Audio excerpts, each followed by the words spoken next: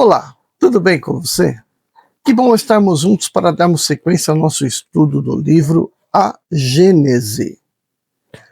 Eu sou o professor Wagner Klein, sou professor de Física, terapeuta holístico e você está no canal Sob Nova Visão.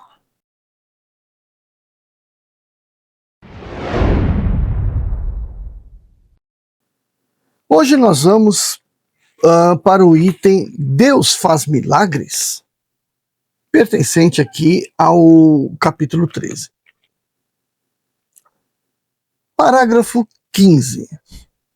Quanto aos milagres propriamente ditos, nada sendo impossível a Deus, sem dúvida ele os pode fazer, e os faz.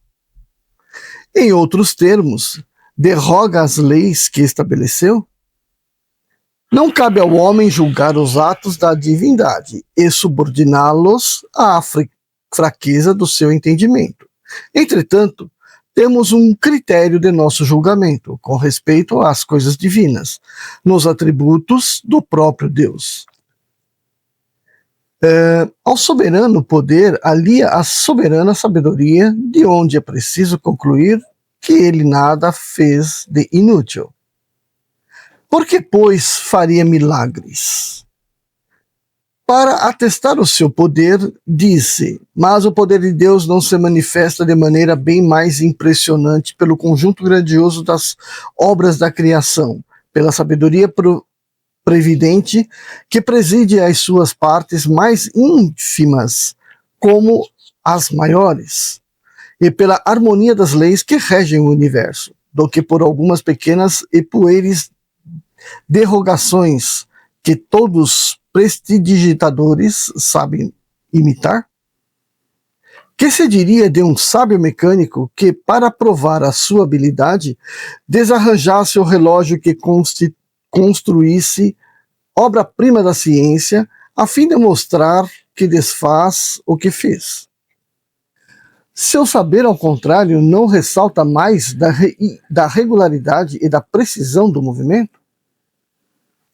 A questão dos milagres propriamente ditos não é, pois, de alçada do espiritismo, mas, apoiando-se sobre este raciocínio, que Deus nada faz de inútil, emite esta opinião que, os milagres não sendo necessários à glorificação de Deus, nada no universo se desvia das leis gerais. Deus não fez milagres porque, sendo as suas leis perfeitas, não tem necessidade de derrogá-las. Se há fatos que não compreendemos, é porque nos faltam ainda os conhecimentos necessários. Então, esse parágrafo 15 aqui remonta aquilo que eu discuti na última leitura, né? Os milagres não existem, o que falta é conhecimento para explicá-los. 16. Admitindo que Deus pudesse, por razões que não podemos apreciar, derrogar acidentalmente as leis que ele mesmo estabeleceu, essas leis não seriam mais imutáveis. Mas, ao menos, é racional pensar que só ele tem esse poder.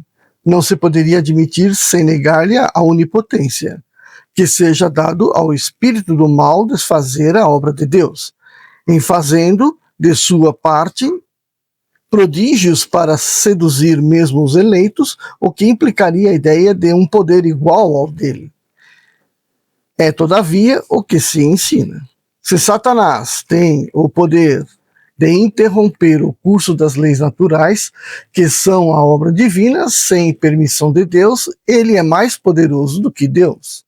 Deus, pois, não possui a onipotência. Se Deus lhe delega esse poder, como se pretende para induzir mais facilmente os homens ao mal, Deus não é mais a soberana bondade. Num e noutro caso, é a negação de um dos atributos sem os quais Deus não seria Deus. Está bastante claro, né? Então a gente pode pensar na existência do mal tão poderoso quanto o bem. Isso aí é aquela criação, né, que veio firmemente construída aí na igreja, de dar poder ao mal. Para que isso? Para intensificar a força do bem. Só que numa coisa e na outra, coloca o homem com medo. E é esse que é a situação ideal para a igreja. A pessoa tem medo, tem que ter a fé, tem que ter o momento de ir à igreja pedir pela punição, pelo zelo, né, da religião. E aí que se torna fato o poder que ela exerce sobre as pessoas. Ou seja, fazendo com que as pessoas se submetam a essa crença de bem e do mal, que na verdade não existe, somente na cabeça da pessoa.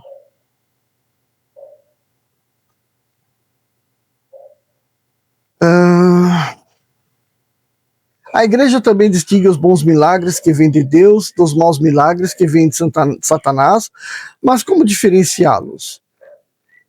Que um milagre seja satânico ou divino, isso não seria menos a derrogação às leis que emanam só de Deus. Se um indivíduo é curado, supostamente por milagre, que isso seja feito pelo fato de Deus ou de Satanás, ele não é menos curado. É necessário ter uma ideia bem pobre da inteligência humana para esperar que semelhantes doutrinas possam ser aceitas nos nossos dias.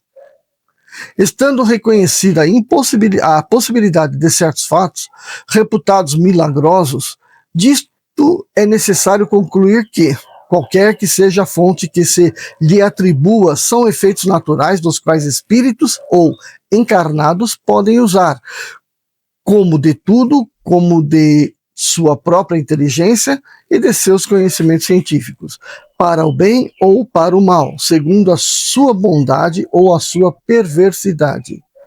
Um ser perverso, aproveitando o seu saber, pode, pois, fazer coisas que passam por prodígios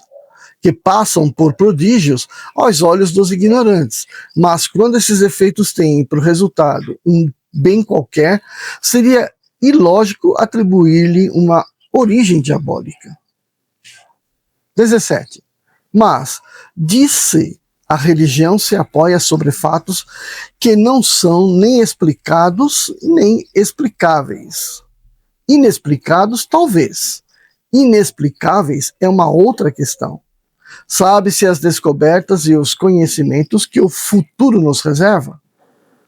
Sem falar do milagre da criação, o maior de todos, sem contradita, e que hoje entrou no domínio da lei universal. Não se vê já, sob o império do magnetismo, do sonambulismo, do espiritismo, reproduzirem-se os êxtases, as visões, as aparições, a visão à distância, as curas instantâneas, as suspensões, as comunicações orais e outras com os seres do mundo invisível, fenômenos conhecidos de tempos imemoriais, considerados outrora como maravilhosos e que presentemente se demonstram pertencer à ordem das coisas naturais, segundo a lei constitutiva dos seres. Os livros sagrados estão cheios de fatos desse gênero, qualificados de sobrenaturais, mas como são encontrados análogos e mais maravilhosos ainda em todas as religiões pagãs da antiguidade, se a verdade de uma religião dependesse do número e da natureza desses fatos, não se saberia muito aquela que devesse prevalecer.